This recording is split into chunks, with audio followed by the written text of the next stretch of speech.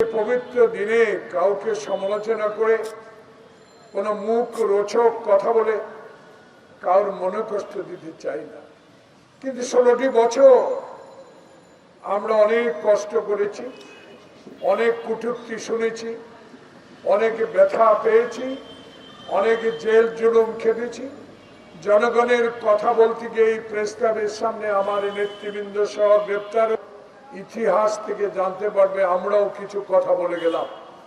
বন্ধুগণ, যে দেশের মুক্তিযুদ্ধের ইতিহাসকে সম্পূর্ণ ধ্বংস করে দিয়েছে আজকে ভারতে আশ্রয়কারী শেখ হাসিনা সরকার। বাংলাদেশের মানুষ কশিন কালো চায় নাই যে শেখ মুজিবুর রহমানের শাসনামলে মুক্তিযুদ্ধের বিষয়ে এবং বাংলাদেশের স্বাধীনতা, বাংলাদেশের গণতন্ত্র, বাংলাদেশের সংবিধানকে তার বাবা সম্পূর্ণভাবে ধ্বংস করে দিবে।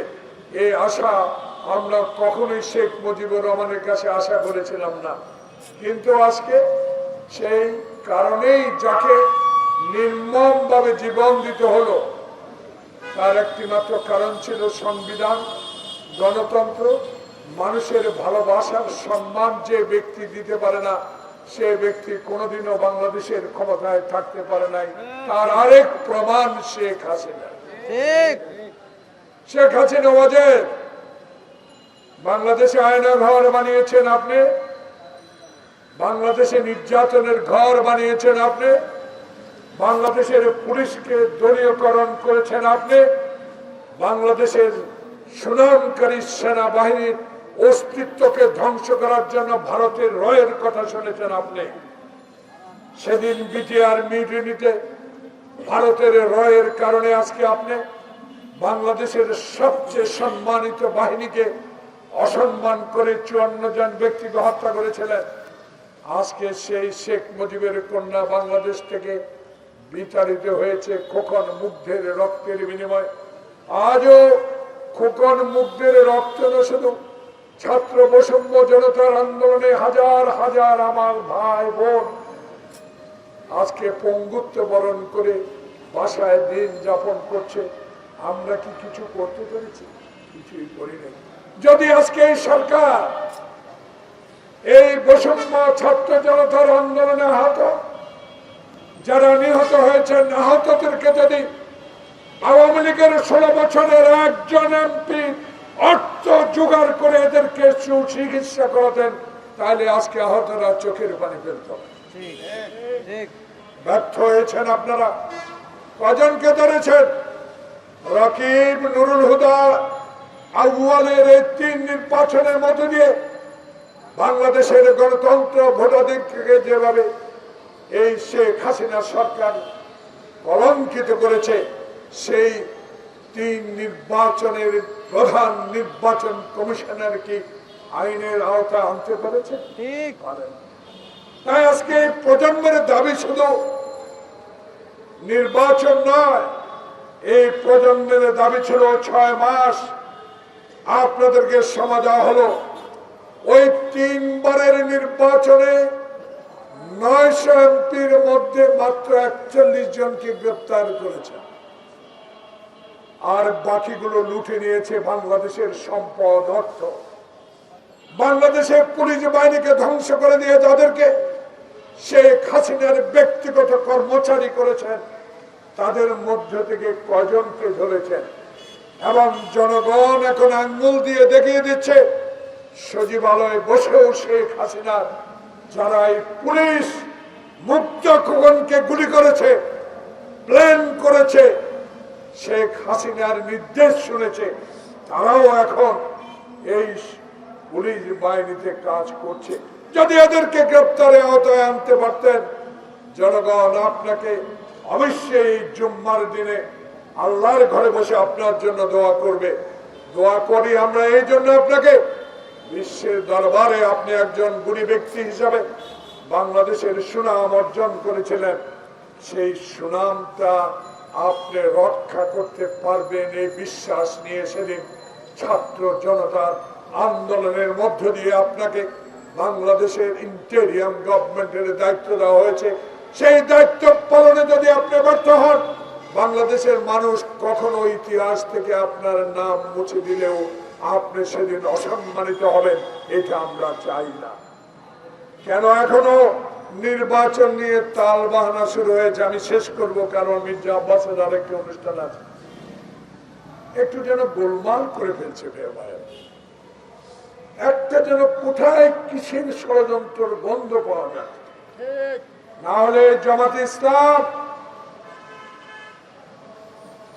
শহীদ প্রেসিডেন্ট জিয়াউর রহমান আওয়ামী লীগকে, শেখ হাসিনাকে রাজনীতি করার সুযোগ করে দিয়ে সেদিন চট্টগ্রাম সার্কিট হাউসে তাকে জীবন দিতে হয়েছে।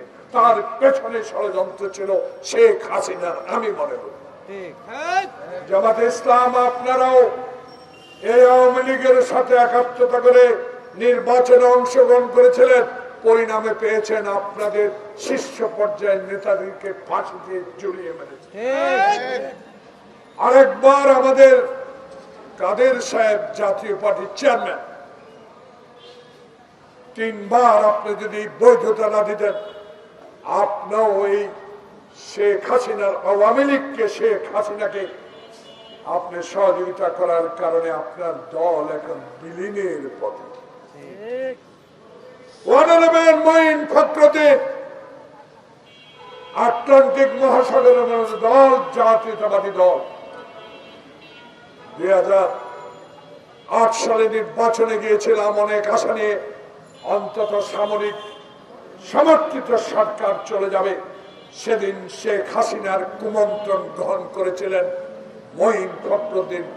বিএনপির মতো একটা বৃহত্তম রাজনৈতিক দলকে মাত্র কয়েকটি আসন দিয়েছিলেন।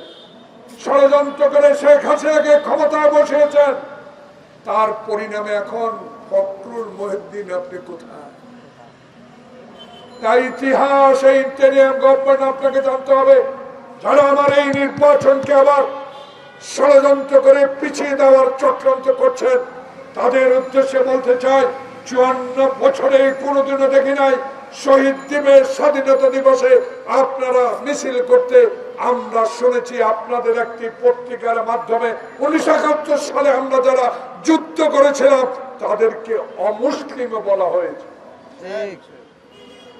তাই আবার নতুন চক্রান্ত শুরু করেছেন। যখন ইন্টারিয়াম গভর্নমেন্ট সুনাম অর্জনকারী ডক্টর ইউনূস বাংলাদেশে নভেম্বর অক্টোবরে একটা নির্বাচনের দাবি কথা বলা শুরু করলেন, তখনই আবার আপনাদের মুখে রাম রাম। আবারও শুনি কি স্থানীয় সরকার নির্বাচন, কিসের ইঙ্গিত? সংস্কারের পর নির্বাচন। কোথায় ছিলেন স্বাধীনতা যুদ্ধের সময়? কোথায় ছিলেন 16 বছর আমার নেতা তারেক রহমান যখন মানুষের অধিকার প্রতিষ্ঠার জন্য আমার নেতা কর্মীদেরকে হাঁটু জলের মধ্যে দাঁড়িয়ে আন্দোলন করেছে, যারা কবরস্থানের মধ্যে জঙ্গলে ঘুমিয়ে জীবন কাটিয়েছে, যারা আয়না ঘরে মাসকে মাস কাটিয়েছে, তখনও আপনাদেরকে এত জোরালো কথা বলতে আমি দেখি নাই। এখন আবার এই ষড়যন্ত্র কেন? এই ষড়যন্ত্র বাংলাদেশের জাতীয়তাবাদীর শক্তি 16 বছর হাসিনার কাছে আমরা মাথা নত করি নাই। এখনো এই সরকারকে সমর্থন দিল। নির্বাচন নিয়ে কোনো চক্রান্ত হলে আমরা মাথা নত আল্লাহ ছাড়া কারো কাছে করি। এত সহজ? খুব কঠিন কাজ। বিএনপিকে আন্ডারস্টিমেট করেন না। বিএনপি শহীদ জিয়ার দল, বিএনপি খালেদা জিয়া নেতৃত্বাধীন দল, বিএনপি তারেক রহমান 10,000 কিলোমিটার দূর থেকে পরিচালিত দল। তার শক্তি, সামর্থ্য, সাহস ইনশাল্লাহ বাংলাদেশের 18 কোটি মানুষ এই 6 মাসে তো আগে তো গ্রহণ করেছে। এই 6 মাসে তার বক্তব্য গ্রহণ করে স্পষ্ট মানুষ বলে দিয়েছে, আপনি আসুন, নিরপেক্ষ সুষ্ঠু নির্বাচনের মধ্য দিয়ে দেশে নির্বাচিত সরকার হবে। সেই সরকারকে বাংলাদেশের সংবিধান থেকে বৃহৎ আকারের সংস্কার করবে।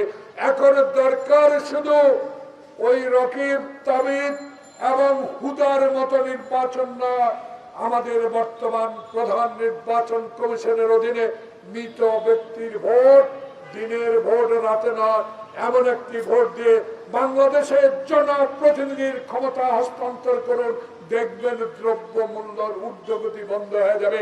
কারণ এখন তো শেখ হাসিনা নাই, এখন তো শেখ হাসিনার প্রেতাত্মা আছে। বিগত দিনে শেখ হাসিনা আমলে যারা আমার চাল ডাল চিনির সিন্ডিকেট করে বাংলাদেশের মানুষকে অত্যাচার অবিচার করেছে, কজনকে গ্রেফতার করেছে? তাহলে এরা এখনো জীবিত, এরা এখনো হাসিনার আঁচলে থাকা কিছু কুচক্রী মল সচিবালয়ে যারা বসে আছে, তাদের আঁচলে, শেখ হাসিনার আঁচলে থাকা লোকগুলো এখন এই রোজার কয়েকদিনে বাকি ষড়যন্ত্র শুরু করেছে। চিনির দাম বাড়িয়ে টাকা জোগাড় করে বোমাকে নিয়ে আবার অস্ত্র কিনে আবার এই সরকারের বিরুদ্ধে ষড়যন্ত্রে লিপ্ত করার ষড়যন্ত্র শুরু হয়েছে। তাই আমাদের স্বরাষ্ট্র উপদেষ্টা মহোদয় সজ্জন মানুষ, অনেস্ট মানুষ, সৎ মানুষ। আপনি আমার মতো একজন মুক্তিযোদ্ধা, আমি আশা করি আপনি রোজার আর কয়েকদিন বাকি, দ্রব্যমূল্যের ঊর্ধ্বগতি রোধ করা কোনো বিষয় না। উৎপাদকের স্থানে আজকে যারা উৎপাদন করে গুড়ি করে আজকে তারা ফেলে দিচ্ছে মালামাল, আনার সুযোগ নাই। চাঁদাবাজি এখনো চলছে। আইএসপি ডিসিদেরকে নির্দেশ দেন, যারা এই উৎপাদকের মূল্য ঢাকা আনতে দেয় না, চট্টগ্রাম, খুলনা, রাজশাহীতে যেতে দেয় না, তারা কেন আনতে পারে না এই বিষয় বের করে রোজার মধ্যে আমার গরিব বাংলাদেশের মানুষদেরকে অন্তত রোজা থাকার ব্যবস্থা করে দেন, যাতে শান্তিতে রোজার মাসটা কাটাতে পারে। তাই প্রজন্মের আজকের এই দ্রব্যমূল্য ঊর্ধ্বগতি রোধ এবং অচিরে এই নির্বাচনের ম্যাপ এবং অচিরে এই নির্বাচনের দাবিতে এই প্রজন্ম দলের পক্ষ থেকে প্রিয় সাংবাদিক বন্ধুগণ, আপনাদের কাছে, সরকারের কাছে দাবি জানাবো, কারো ষড়যন্ত্রে পা ফেলবেন না, কারো ষড়যন্ত্রের কথা কানে আর শোনা দরকার নাই। একটি কথাই শুনবেন, নির্বাচন, নির্বাচন। এই নির্বাচনের মধ্য দিয়ে বাংলাদেশের জনপ্রতিনিধি আসবে, আর বাংলাদেশে শেখ হাসিনার শাসন কখনো আসবে না। কারণ মুক্ত খোকনের রক্তের প্রতি আমরা কখনো বিশ্বাসঘাতকতা করব না। ধন্যবাদ। আসসালামু আলাইকুম।